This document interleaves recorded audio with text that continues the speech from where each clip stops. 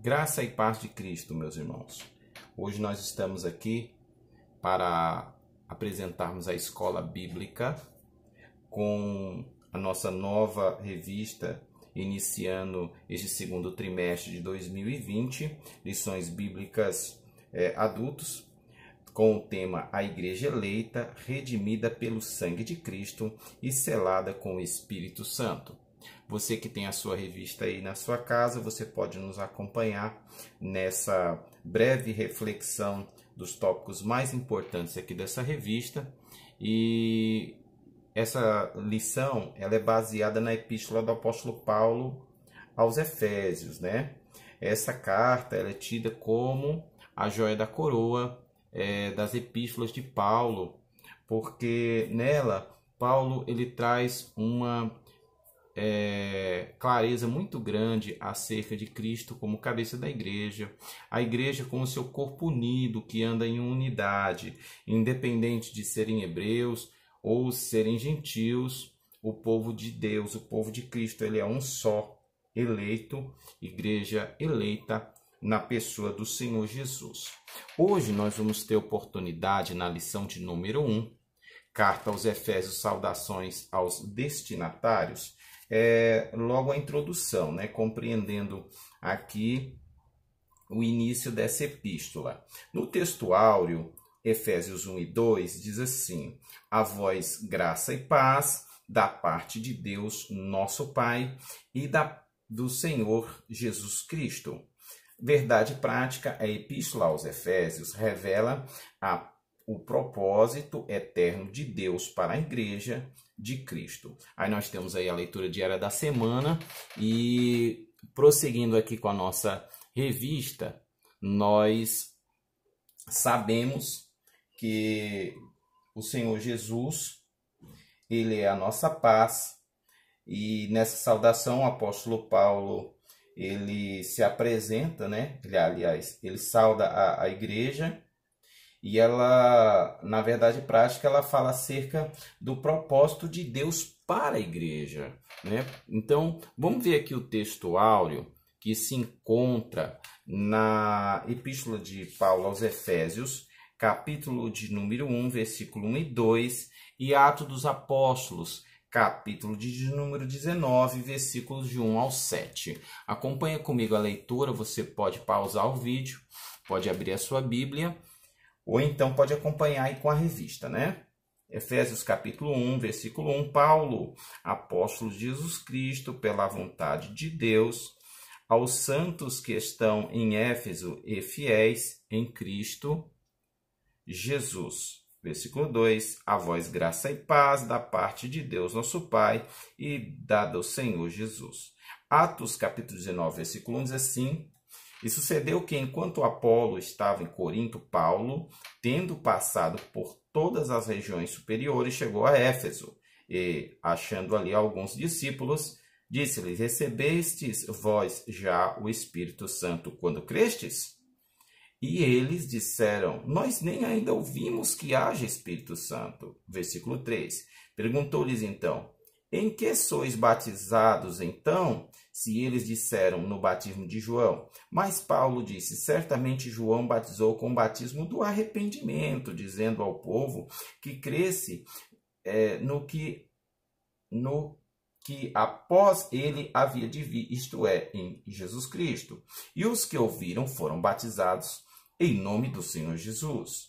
Versículo 6. E impondo-lhes Paulo as mãos, veio sobre eles o Espírito Santo, e falavam línguas e profetizavam. Estes eram ao todo uns 12 irmãos, né? Esse texto aqui ele vai falar ali acerca do início da igreja ali em Éfeso, e como o apóstolo Paulo, ele com esses 12 discípulos, ele inicia ali esse forte trabalho, esse trabalho onde eles puderam evangelizar e trazer a palavra. Aqui na introdução, irmãos, como eu havia dito, né?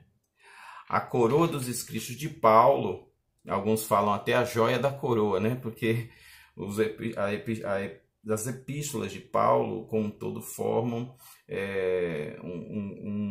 uma grande herança para a igreja a palavra de Deus através do apóstolo Paulo, também tida como a rainha das epístolas, justamente como eu falei, como havia explicado, porque ela tem uma capacidade assim de explanar com profundidade a unidade da igreja, né? Durante esse estudo, o conteúdo da epístola deve nos levar à adoração a Deus e ao aperfeiçoamento de nossa vida cristã. Esse é o comentário aí logo na introdução, né? Vamos então falar um pouco aqui da autoria e data. Na autoria e data, conforme o costume, sempre acredita-se que seja Paulo, até porque ele logo menciona, né, no começo, ali, versículo 1 e 1, Paulo, apóstolo de Jesus Cristo. E também no livro de Atos, menciona, né, também tem essa citação lá em Atos capítulo 13, versículo 9. Em hebraico, Saulo significa solicitado, provavelmente uma homenagem a Saul, o primeiro rei de Israel, que pertencia à mesma tribo do apóstolo, Atos 3, 21 e Filipenses 3 e 5. Já Paulo significa pequeno, era o seu nome romano, Atos 22, 25. Então, irmãos, aí quando a gente vê a assinatura apostólica,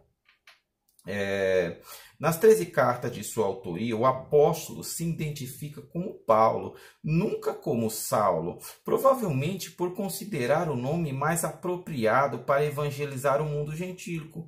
Porque olha só, Paulo ele tinha aquele nome entre os hebreus, entre os judeus, como Saulo, né? Saulo de Tarso, mas como cidadão romano, Paulo ele tinha a sua dupla nacionalidade, judeu e romano.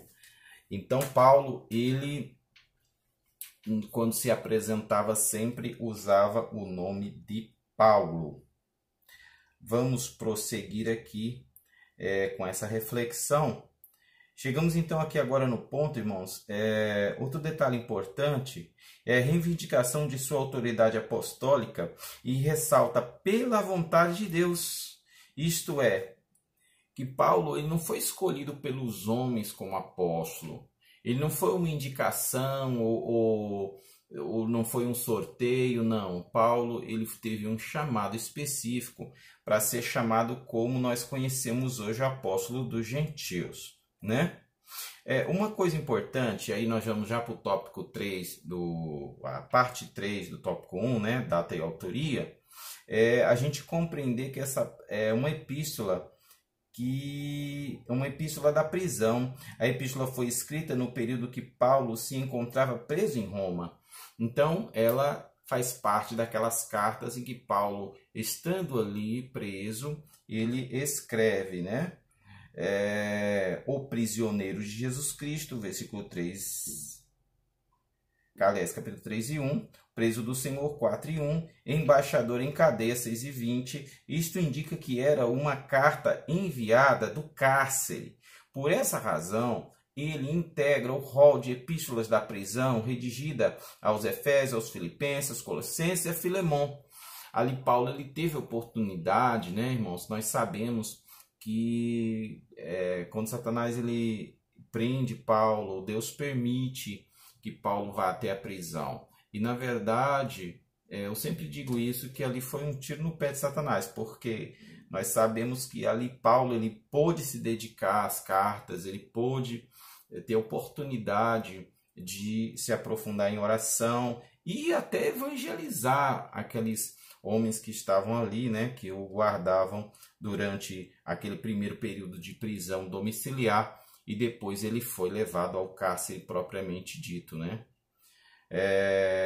A data, acredita-se que de acordo com Atos Apóstolos, após realizar 3 viagens missionárias e implantar igrejas na região do Mediterrâneo, Paulo esteve em prisão domiciliar por cerca de 2 anos, Atos 28 e 30, entre 60 e 62 d.C., aproximadamente. A partir dessa premissa, a data provável da redação da Epístola aos Efésios ocorreu por volta de 61 a 62 d.C., tendo Tíquico como seu portador. 6:21. Irmãos, agora nós vamos chegar aqui no tópico 2, os destinatários, né? Nesse tópico 2, do destinatário, nós vamos poder compreender aqui um pouquinho o objetivo de Paulo falando aos Efésios, né? Vamos lá.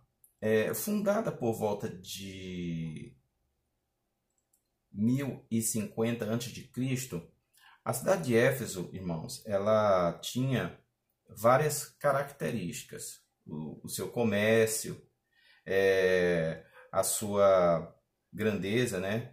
A sua rua principal era pavimentada de mármore, só para os irmãos terem uma ideia, né? Com colunas trabalhadas em ambos os lados. Era considerada como uma metrópole com cerca de 500.000 habitantes. Só para você ter uma ideia, uma cidade muito maior do que muitas cidades grandes que nós temos aqui nos nossos tempos modernos, né? Uma cidade com 500.000 habitantes realmente era uma grande cidade, uma grande metrópole para aquela época em que a epístola foi escrita, né? Aos Efésios. E uma coisa também importante, irmãos, é a gente entender sobre a religiosidade dos Efésios, da cidade, né, de Éfeso. Por quê? Porque ali na cidade de Éfeso nós sabemos que tinha o templo de Artemis, né, chamada Diana dos Efésios. Esse templo ele era construído em mármore, era tido como um dos grandes templos da idolatria daquela época. Era conhecido, era um local turístico, né? Era um ponto turístico daquela região naquela época. E uma coisa importante, sua maior fonte de renda era o comércio de nichos de prata vendidos no templo, razão pelo qual seus moradores ficaram alarmados com a pregação de Paulo contra a idolatria. Então, é aquilo que a gente fala, né? A igreja, ela anda na contramão do mundo. O apóstolo Paulo, ele vai pregar contra a idolatria, ele vai chamar aquelas pessoas para buscarem o Criador ao invés da criatura, e aquele comércio se sente ameaçado, né? Aquelas pessoas, elas se sentem ameaçadas, e aí começa ali uma perseguição contra Paulo ali em Éfeso, né? Outra coisa importante, irmãos, a igreja. Paulo evangelizou a cidade e seus arredores durante 3 anos. Atos 20, 31. Quando chegou a Éfeso, o apóstolo Paulo encontrou 12 discípulos. Isso nós podemos analisar logo ali na leitura do texto inicial, né? E esses quais batizou nas águas e conduziu a receber o batismo no Espírito Santo. E em seguida, evangelizou os judeus na sinagoga por um espaço de 3 meses. Olha que importante a gente entender isso aqui. Existiam sinagogas, tinha o povo gentil, e quando Paulo ele leva a palavra, ele levanta muito esse aspecto de Cristo ter vindo tanto para os gentios como para os judeus. Então, ali Paulo ele se vê numa grande metrópole, com uma grande diversidade cultural, com pessoas de várias etnias, e ali ele tem oportunidade de mostrar o Evangelho de Cristo como sendo uma oportunidade para todos os homens da salvação, a porta da salvação para todos os homens, independente de etnia, né? Independente da origem da pessoa, né? Outra coisa importante que a gente vê que em Éfeso Deus usou Paulo poderosamente, a igreja crescia, pois até os lenços e aventais do apóstolo foram usados para curar os enfermos e expulsar demônios. Imagina só, você está numa cidade de 500.000 habitantes, muita gente para você pregar o evangelho. Então, muitos daqueles discípulos, quando eles viam como Deus usava Paulo de maneira poderosa, muitos dos seus lençóis e aventais eram levados e os enfermos eram curados. Porque imagina que se fosse até nos dias de hoje, para uma pessoa só evangelizar 500.000 habitantes era difícil. Então, esses discípulos que Paulo fez ali, eles também saíram pregando com certeza, E eles vendo a unção que Paulo tinha, ele levava esses lenços e esses aventais, né? Outra coisa importante aqui, ó. Grandes líderes da igreja também passaram por Éfeso. Aí nós vamos ver aqui que o Apolo ministrou ali, foi instruído por Priscila e Áquila. Timóteo também foi designado para pastorear na cidade. E segundo Irineu, bispo grego do primeiro século, o apóstolo João também liderou a igreja. Imaginem que essa igreja ela teve grandes líderes, né? Pronto, irmãos. Nós chegamos agora aqui no tópico 4 da nossa lição, a saudação epistolar, né? E aí que a gente vai concluir essa parte da introdução daqui da nossa revista, né? E também da epístola de Paulo. A saudação é a mais breve dentre todos os escritos de Paulo, ou seja, é uma saudação, uma carta muito objetiva, né? Então a saudação ela é muito direta. Ele se dirige aos santos fiéis em Cristo Jesus, isto é, aqueles que foram separados e consagrados para ser a propriedade exclusiva de Deus. 1 Pedro 2:9. Paulo os cumprimenta com palavras, graça e paz, uma expressão que lembra o favor gratuito e imerecido de Deus. Quanto aos destinatários, a maioria dos intérpretes considera que a epístola era uma carta circular destinada à maioria dos cristãos de maioria gentílica de muitas igrejas da Ásia, provenientes de Éfeso, a metrópole mais importante daquela região. Aquilo que eu falei, né? Você imagina uma cidade de 500 mil habitantes para aquela época, como era a sua importância comercial, cultural e um grande polo evangelístico a ser alcançado para Deus. Vamos então agora no tópico 3, o propósito e mensagem, né? Propósito e mensagem. Aqui no propósito e mensagem, irmãos, o propósito. Aparentemente, a epístola não aborda nenhum problema específico, como em outras de Paulo. Porém, capítulos iniciais da carta, e aí quando ele fala esses capítulos iniciais, você lê ali a epístola no capítulo 1 e capítulo 2, aí você começa a entender, né?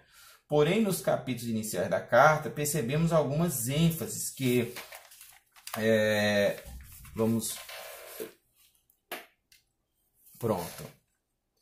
que sinalizam a solução de certas questões. Por exemplo, havia novos convertidos que vinham do mundo helênico e praticavam religiões, e muitos a magia, mas agora se reuniram com os santos de Éfeso.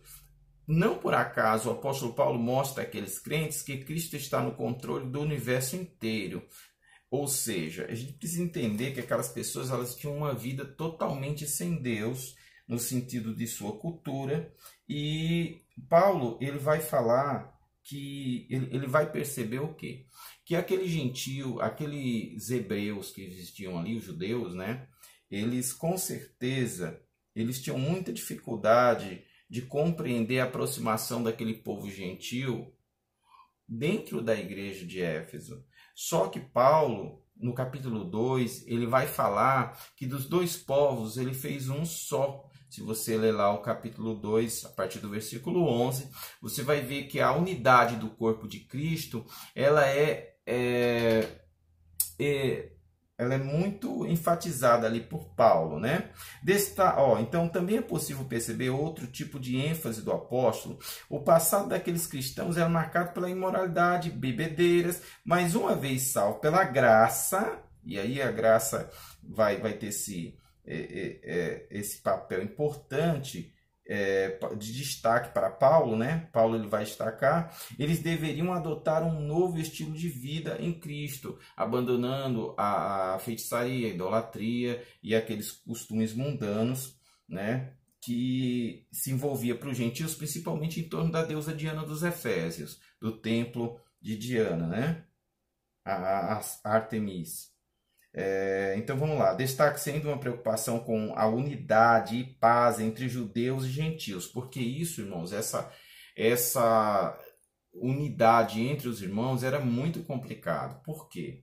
Porque Paulo ele via, por um lado, os judeus tentando conservar, se achando muitas vezes como o único povo escolhido, e por outro lado, os gentios tentando se aproximar, se chegando à igreja, se chegando a Cristo, porém, de certa forma, sendo rejeitados pelos judeus daquele lugar. Porém, nós vamos ver que Paulo ele vai falar dessa unidade. Se você ler capítulo 2, versículo do 11 até o final do capítulo, você vai compreender tudo isso que eu estou falando, né? Vamos lá. Sobre essas premissas, então, podemos considerar que uma das intenções do autor aos Efésios, quer dizer, de Paulo, era de atender a múltiplas necessidades da igreja numa perspectiva pastoral. Por isso, a carta é apontada por estudiosos como tratado teológico sobre a igreja, o corpo de Cristo. Por que o corpo de Cristo? Porque o corpo de Cristo não está dividido entre judeus e gentios. Esse negócio dessas doutrinas, esse povo que anda querendo ensinar aí que a igreja é separada entre povo de gentio e povo judeu, isso não existe, irmãos.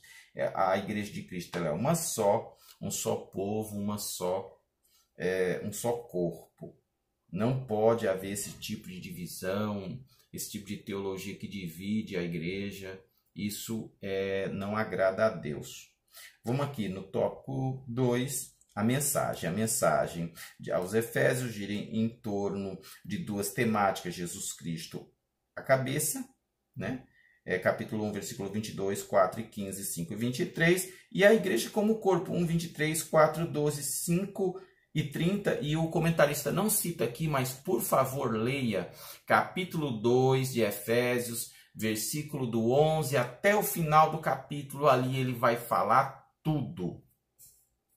Vamos lá. Assim podemos classificar os desdobramentos desse assunto nos seguintes eixos temáticos: a consumação dos planos eternos de Deus, a pessoa de Jesus Cristo, a atuação do Espírito Santo com penhor experiência da salvação, a reconciliação dos povos por intermédio da cruz, a revelação do ministério e a vontade de Deus por obra do Espírito Santo, um novo estilo de vida baseado na unidade, na comunhão com o Espírito, na frutificação, na adoração, na intercessão no Espírito, os novos relacionamentos conjugais, a luta contra o diabo. Portanto, a epístola contém uma combinação de doutrina, fé e prática da vida cristã, ou seja, de tudo quanto Deus fez, do que se espera que a igreja faça. Conclusão. Então vamos concluir agora, né, irmãos? Nós já estamos aí com 22 para 23 minutos. Concluir agora. A epístola revela um elaborado resumo da salvação e suas implicações para a vida cristã. Seu conteúdo recorda o favor imerecido que percebemos gratuitamente da parte de Deus. Suas exortações nos impelem a viver em santidade e alicerçados em Cristo, a cabeça da igreja, abalar contra a cabeça de Cristo e a batalhar contra as forças das trevas. Que Deus abençoe os irmãos. Essa foi a nossa escola bíblica. Toda sexta-feira nós vamos estar aqui transmitindo para os irmãos. Que Deus abençoe, continue, inscreva-se no canal. Quando você inscrever, lembra de teclar no sininho, né, da inscrição para que você receba as notificações de novos vídeos. E compartilhe esse canal para que mais pessoas possam se inscrever. Que Deus abençoe em Cristo Jesus.